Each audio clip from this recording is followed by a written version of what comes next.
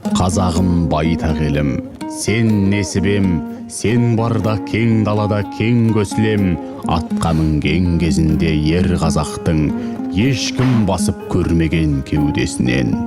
Бір күнгідей зуладау 100 жыл деген, тарихта бір жер бар ма біз жүрмеген?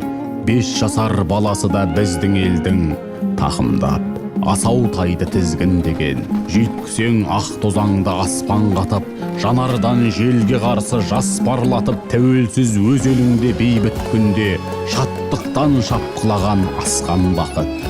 Намысы нар, талабы тау құлатқан, еліміз мініп түсетін қарғыбаттан, азат елдің әр күні мейрам болып, азаматы түспесін арғымақтан.